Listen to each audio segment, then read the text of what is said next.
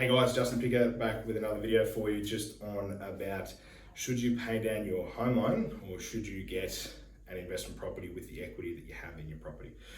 Now there's no right or wrong question, it just comes back to really what you want in life and what your long-term vision is. So it's a very common question that I do get asked. Again, this isn't financial advice, I'm not telling you what to do, but definitely just work out, I suppose, which way you might want to go and maybe chat to your accountants or whoever it is who might have a different view on that. But I suppose for someone like myself who is an aggressive investor, that's something that I would personally look to do. If I had a property that I was living in that had equity, something that I do and clients of mine that do, I would say if they're an aggressive investor, would look to extract equity and then use that to fund more properties.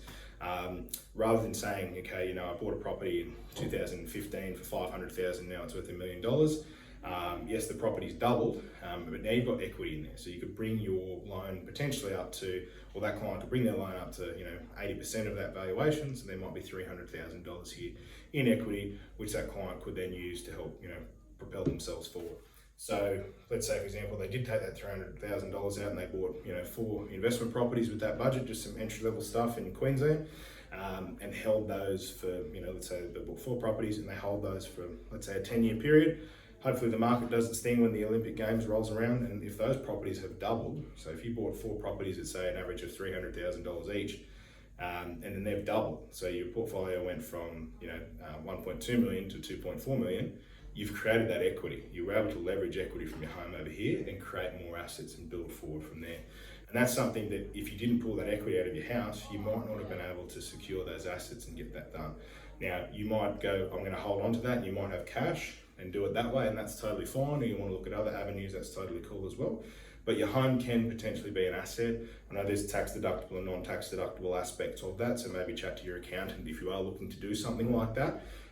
But yeah, any kind of asset that you own that you could leverage could potentially get you into more properties. So there are clients out there that are aggressive. There are clients out there that only just want to use their investments and then keep their owner occupied low, and that's totally fine if that's what they want to do. Or there's other people who really want to go all in, extract all the equity from all of their assets and then use that for more deposits and hopefully get returns on that as well. So it really comes back to your long-term goals, what your financial scenario is, what your borrowing capacity is. There's obviously a few variables there, but yeah, if you want to have a chat about that, we'll talk about different ways of how to kind of leverage and build your portfolio, or should we use our owner occupied or just use investment properties.